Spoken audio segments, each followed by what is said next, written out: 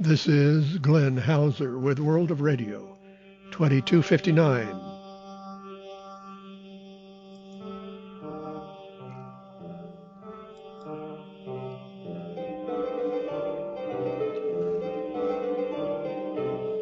World of Radio is a listener-supported public service program about communications around the world, above all, shortwave.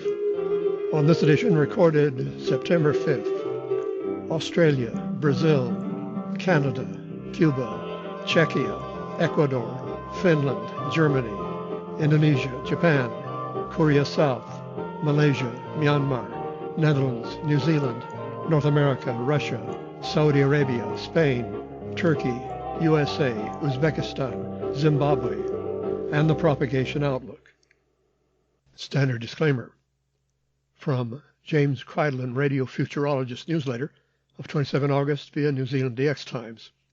Did you know the ABC radio news theme, whether it's Radio National or ABC Local Radio or Radio Australia, is a piece of music from 1935 by an English composer called Charles Williams. It's called The Majestic Fanfare. It started on ABC in 1952, and it's still going after being reorchestrated in 1988.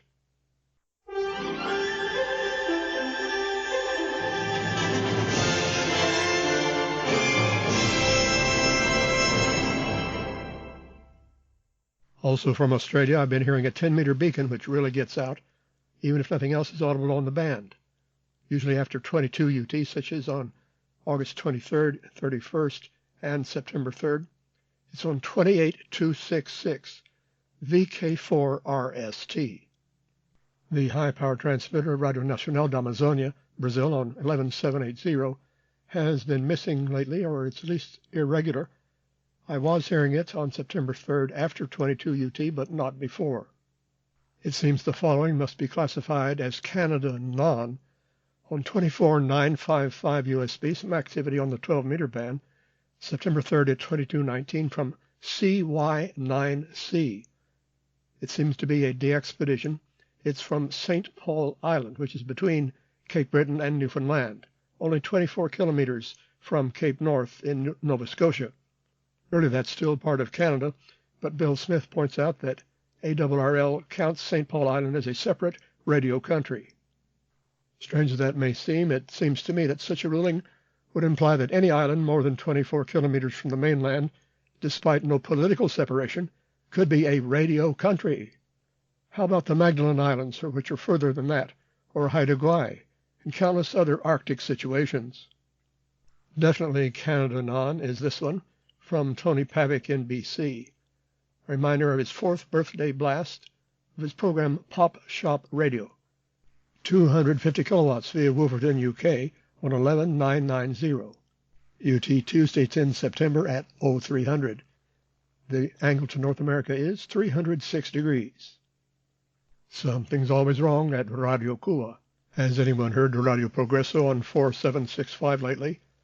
I never found it during the past week on occasional checks. The nominal schedule was only between midnight 30 and 0400 UT. While the other domestic service on 5025 Radio Rebelde is usually on the air, but after 0630 UT or so, it's dead air. And most Radio Havana Cuba frequencies have vanished. One we still heard was 15230, but it was dead air. September 4th at 0257, the only other one on the air was 6000 in English, which was subtorted. Something's always wrong at Radio Havana Cuba. Via DX Magazine of the Worldwide DX Club, something from a Slovak publication called Spectator. The Czech radio public broadcaster has indefinitely suspended cooperation with the Slovak state broadcaster STVR. This means that for the time being, Czech reporters will no longer be heard on the air. Spokesman Jiří Hozna says, "We deem the forced ending of RTVS and the creation of STVR a purposeful move and the first step leading to the nationalization of the public broadcaster. We fear that leadership and program of the newly established STVR will come under political influence." Slovak Radio, a part of STVR, had heavily relied on cooperation with Czech Radio since it had dismissed its own correspondents from abroad several years ago. From Ecuador, the only remaining frequency of HCJB on shortwave 6050 normally closes at 05 UT, but Manuel Mendes in Spain was still hearing it on the air past 0600 on August 31st, and so was I when I checked at 0650. That could be a problem for ELWA in Liberia, a co-religionist, which goes on the air just before 0600. However, the next night, HCJB was no longer heard on an extended schedule. More to last week's news that the superpower medium wave transmitter in Finland on 963 kHz might be reactivated. From Medium Wave Echo of the Arctic Radio Club, this from Jorma Mentala in Finland. A Christian media organization, Alpha Media Group, has applied to start radio broadcasting to Russia from the old Pori site on 963 kHz with 600 kilowatts. Alpha Media Group is the successor of Finnish Christian Alpha TV, which went bankrupt in 2022. Director Hannu Hauka says they are now planning not only religious programming, but talk-oriented current affairs programming in Russian, in cooperation with Western broadcasters. The 600 kilowatt transmitter is still in Pori. Its coverage area includes major cities in the western part of Russia, and the map shows it extending beyond Moscow. Via Karikalio, this update from Joachim Vekström, the teenage shortwave broadcaster in Finland. The new radio license has arrived in my mail for the next 3 months, covering 6185 and 6195 kHz due to possible interference. The radio permit for the next 3 months covers Saturdays and Sundays. I announce schedules and possible Saturday evening broadcasts on Facebook. Here's the schedule of Texas Radio Shortwave broadcasts in September featuring Stephen Stills. These are via Channel 292 Germany.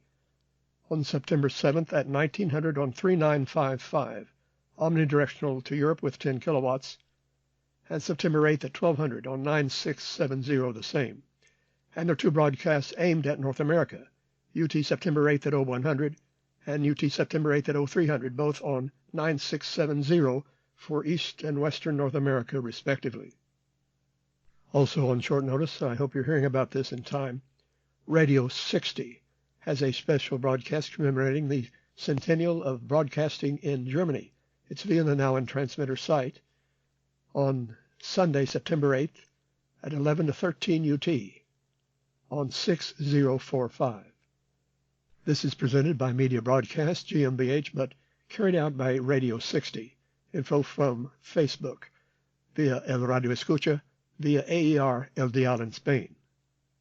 Not clear whether it's in German or Spanish or maybe in English. Upon Asilomar State Beach, California, more monitoring by Ron Howard of RRI Nabiri, Indonesia, 7289.93. September 3rd at 0818, there was no signal. It was on the air September 4th, tuned in at 0850, suddenly off at 0913, including distinctive Islamic segments between 0901 and 0911. On September 3rd, Ron Howard did hear Voice of Indonesia Channel 2 via WRMI 7780. It's an audio feed of VOI television in English. At 0801 News, at 0804 the upbeat patriotic song Mars ang Kasawan RRI. 0806 the program Indonesia Today. At 0820 about the South Africa Kramat Islamic Festival for the Muslim community of Indonesian descent. Takahito Akabayashi in Japan reports that Radio Nikkei announced August 16th that they would transmit their second program on 6115 with the reduced power due to trouble of the transmitting facility. The schedule is weekdays from 23 until 10 UT, Saturday and Sunday from midnight until 08. Of course, the first program presumably at regular power on 6055 with 50 kilowatts. No further details, but they were still announcing this as of September 1st. Actually, reception in Tokyo, he says, is the same on both frequencies, nominally 50 kilowatts. Possibly in use as a backup 10 kilowatt transmitter. Via Ron Howard, info from Hiroshi on September 2nd about underbroadcasts from South to North Korea. People's Voice Broadcasting and Echo of Hope Broadcasting changed their schedule in principle on the first Monday of every month. They switch frequencies starting at 07 and 11 UT. Both frequencies are difficult to hear due to jamming. He says the carrier on 6600 continues to be transmitted unusually with audio alternating 1 kHz above and below. So if you cut out the jamming on 6600 even, you will be able to hear the audio clearly. Anyhow, here are their schedules from September 2nd. People's Voice Broadcasting, or Voice of the People, at 07 to 03 UT on 4450, 6520, 6599, and 6601. And at 11 to 07 on 3480, 3910, 3930, and 4560. And the other one, Kodama Broadcasting of Hope. That's Kodama, also known as Echo of Hope, or abbreviated strangely VOH, at 07 to 03 on 4885, 6250, 7720, and 11 to 03 on 3985, 5995, and 6350. Well, the layout of the scheduling is rather confusing. I suspect we should check all 6 or 7 frequencies at all times for each station.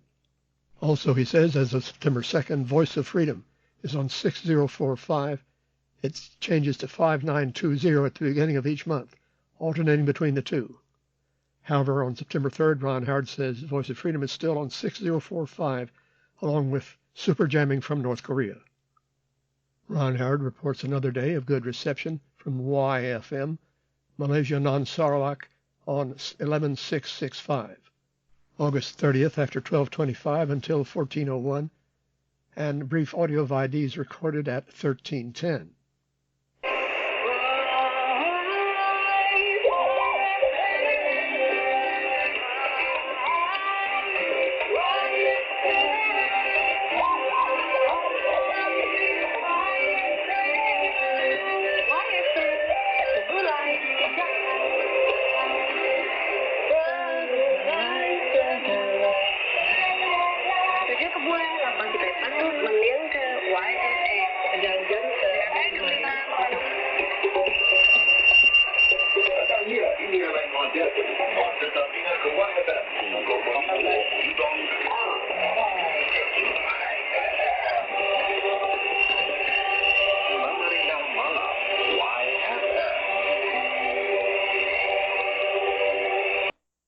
Thanks to Ron Howard for his recordings. He also reports Myanmar Radio Minority Service on 5915, August 30th from 1348 until off at 1400, including some unique indigenous music at sign-off. In New Zealand DX Times, Stu Forsyth reports Radio Casa Nova in the Netherlands at Winterswijk on 6020 with 400 watts, heard in New Zealand's early evening on 18 August. Via remote receiver and directly. Noisy reception, but noted a couple of songs, set off a report, and got a prompt QSL the next day. The schedule is on Friday, Saturday, and Sunday from 05 until 09 UT on 6020, also at 17 until 23 on 6070. From New Zealand itself, here's another 10-meter beacon I've been hearing more than once, despite the very low power, on 28228 CW. September 3rd at 2202, ZL3TEN. It's from Rolleston, Christchurch. Here's a North American pirate on a frequency a bit lower than we usually find them, 6855 USB. September 3rd at 0345, I had 20 to 30 over 9 rock music. This was Radio 48 via Mix Radio International, and it was a wideband signal, detectable up to 12 kilohertz above 6855. North American Antichrist Pirate Station YHWH seems to be on almost every night on 7475. August 29th at 0420, I was barely hearing him. September 1st at 0340, Ron Howard reports him, until suddenly off at 0408 with no closing announcement, an anomaly. However, on the same date, Tony Pavick in BC says he was on at 0500 as well with deep fades and peaks to great clarity, and still going past 0515. That's later than usual. More piracy in a moment. Via International Vacuum, Internet, AM, FM, and shortwave, World of Radio 2259. A non-commercial service, as is our website, worldofradio.com, for which financial support is appreciated. Via PayPal, not necessarily in U.S. funds, to WORADIO@yahoo.com, or by money order or check on a U.S. bank to Glenn Hauser, P.O. Box 1684, ENID OK 73702, North America, but not necessarily USA, because he once said he was just across the Arizona border in Mexico. Yes, it's Hikari FM. Has not been heard for some months, but I occasionally check his frequency before, which was quite distinctive, 11514.9. And September 4th at 0301, I was hearing a barely audible carrier on 11514.92. Also September 4th at 50, Ron Howard had also been wondering about Hikari FM, and reports as of September 3rd. This was formerly known as Radio Pushka, later became Radio Channel Eastern Star, or in Russian, Vostochная Zvezda. Thanks very much to Gary Pence for a reminder that this pirate, Hikari FM, has not been reported for a while. Perhaps I should resume my contact to find out his current plans. I emailed the operator, and here's his quick reply. Thanks very much for reaching out. I will bring Hikari back on. I brought it on with my old transmitter on 11515. I am designing and building a new shortwave transmitter. Last time my antenna got demolished by careless landscaping workers. I have rebuilt everything and retuned the system, which was lavishly tuned prior. I really want to get a local signal into California and a listenable signal into Japan. Shortwave is definitely my go-to from now on. I cannot get any good coverage locally, even with a 500-watt FM transmitter. My location is horrible for FM. My site is lower than average terrain. While I am on the small transmitter, I will run the station 24/7. But when I finish the 100-watt one, I am not sure. I might even relay NHK at some point. Not sure what the rules are regarding that. Best regards from Hikari FM. So it's supposedly on air with low power, but Ron Howard himself has not been able to hear it. Not a trace around 0913 UT September 4th. Gary Pence in Dallas, Texas, however, has been listening via the remote in California and reports 11514.9 at 0230 UT September 5th. 5 over S9, but fairly low audio and interference. A very lowly modulated melodic melody. Some interesting items now from RusDX about shortwave broadcasting from Russia. Source to UHF hold on Telegram. Director Ivan Stepin and the Shortwave Center have signed a cooperation agreement. The program Radio Sputnik will be broadcast from a 10-kilowatt HF transmitter. Dates to be announced this week. Also will launch FM broadcasting in the Naro-Fominsky district. The signal will be heard throughout central Russia, the Trans-Urals, Leningrad, and Kaliningrad regions. Radio Sputnik will be on air until 1900 on 6850 with a sesquikilowatt of power, and then 100 watts around the clock until Monday, September 2nd. Then a follow-up. The first test of Radio Sputnik took place on 6850. Radio Center Selyatino, our partner, provided us with 3 hours of powerful sesquikilowatt broadcasting. We were received in Greece, Cyprus, Poland, Czech Republic, Western Europe, Japan, and Central Russia. Thank you, listeners, for giving us the opportunity to enjoy your reports. Radio Sputnik will be broadcast at a power of 100 watts on the same frequency. Powerful inclusions, according to the schedule, will be announced both on the air and in the Holdings Telegram channel. Thanks to RA5CQ and the entire team of specialists for their great contribution to the revival of foreign broadcasting on HF. And another follow-up. The broadcast was purely technical. We were testing the transmitter. In the future, we plan to broadcast original programs, calm music, playlists from the 70s to 90s. No more Sputnik broadcast expected now. We are currently preparing a new program and will go on the air next week. Terry Kruger in Florida reports a pirate from Russia on 7096 LSB. August 24th at midnight 26, thanks to a tip from David Crawford. Russian man and obscene messages looping. Very good signal and lots of presumed Ukraine, piggy, co-channel voices, and jamming tones. Fun times. Via the remote in Holland, we continue to monitor Saudi Arabia's Yemen service on 11935. Usually it's on 0.4, but in the clear, however, on August 31st at 1514, it was back on frequency almost to 11935.0. No chirping or other extraneous noise. However, by September 5th at 1625, there was extremely rapid chirping, totally obliterating any program audio. One of Spain's transmitters, 15390 for Africa, had been missing from August 30th through September 2nd, and still missing on September 3rd when 15520, the Middle East frequency, was also off the air, leaving only 17715 for South America and 17855 for us. Something's not right at Novlejas. I guess their new transmitters, which have been approved, cannot get on the air soon enough.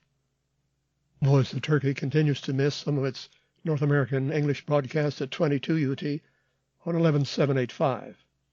On September 3rd, they tried to start at 2200, but was not heard the rest of the hour. Fortunately, it was on the air on Sunday, the 1st of September, when they have their very entertaining and extremely informal letterbox program. We have one more chance to hear any day's program at 03 UT on 7275. I monitored the new Fulani language service of Voice of America, which is Fridays only, at 1630 to 17 UT on 17630. There it was, August 30th, the carrier popping on and off at those times, but no VOA IDs in English or sign-off announcements.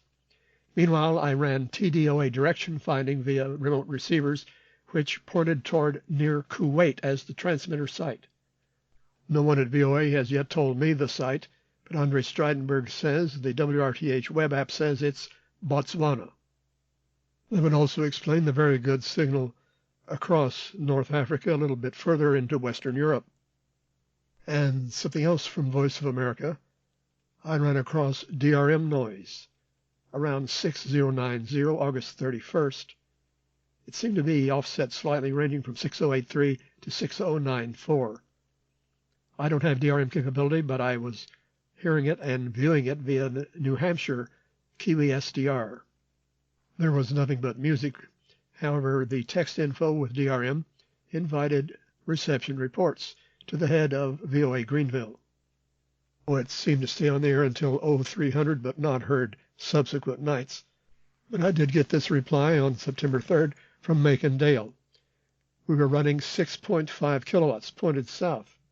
Surprised we had enough of a rear lobe that it could be decoded in New Hampshire. We are currently running several DRM tests to check propagation for various locales, as well as exciter parameters. There is not a DRM program scheduled. Tests will be run as time permits. The transmitter is a vintage Continental 617, 50 kilowatt ISP transmitter that was repurposed for DRM. At WTWW, Lebanon, Tennessee, George McClintock continues working on repairing various things. And that engineer from Germany visited and actually got them back on the air on both transmitters. 9930 in the daytime and 5920 in the evening are carrying apparently nothing but the Overcomer Ministry Brother Stare, or TOMBS.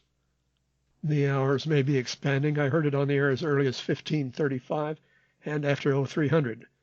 Not so long on the other transmitter, 9475 day, 5085 night. WRMI must be having some transmitter problems. I've noted frequency missing when it's supposed to be on, 9455.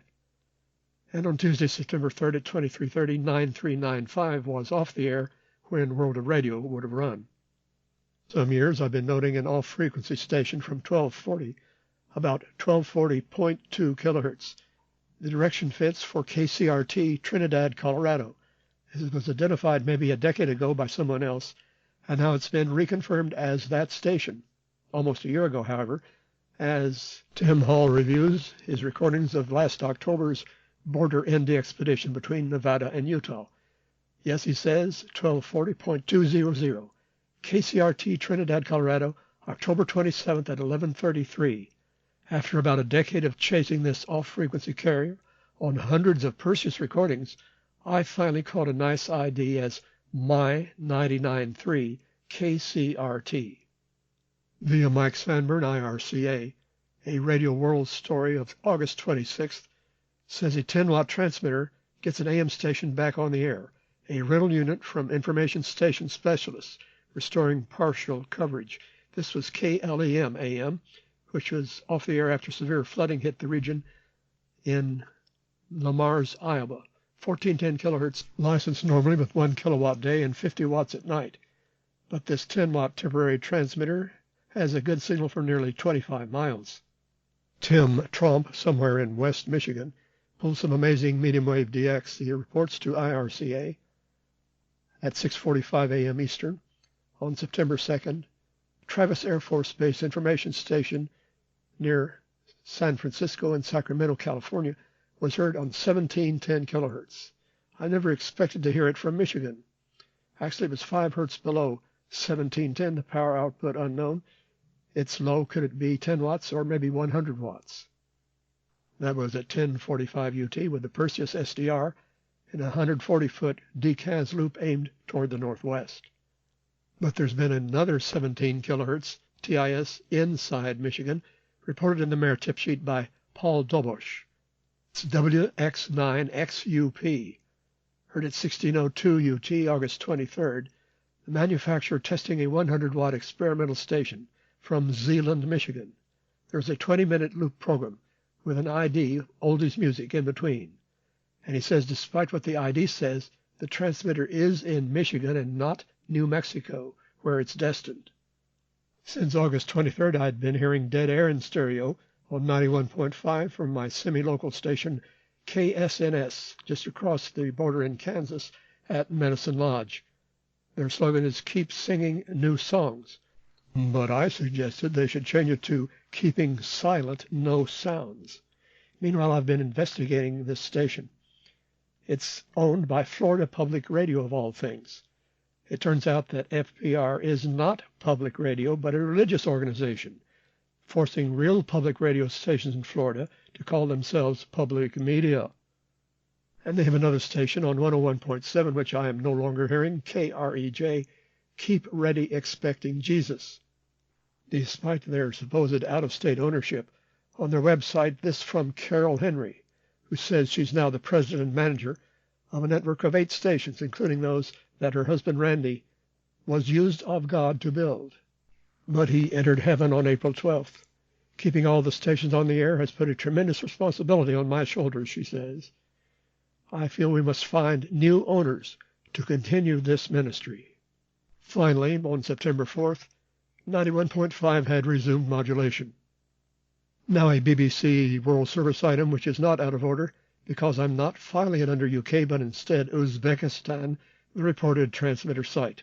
It's about a new frequency, 9895, apparently on the air between midnight and 02 UT and being heard in North America. Andy Reid has a reasonable signal into Ontario, and Harold Sellers, listening via remote in England, says it left the air at 0200. This service is for South Asia. Stephen Luce says, might the current political situation in Bangladesh have prompted this? Some other BBC frequencies to South Asia have apparently been jammed, such as 17790 and 15295. José Ronaldo Xavier in Brazil reports the new frequencies for VOA's Zimbabwe service in English, Shona and Ndebele, 11735, September 4th at 1811 past 1830. But what is the site? The propagation outlook from SWPC, ANK indices peaking at 10 and 3 on September 8th, 25 and 5 on September 26th and 27th. That's with G1 minor geomagnetic storm levels. Solar flux rising from 240 September 6th to a peak of 255 on the 15th, and down to 225 by September 28th. Consult our website for much more info, worldofradio.com. With many thanks to all our contributors and stations, Glenn Hauser concluding World of Radio 2259, inviting you to hear me again next week with a standard disclaimer.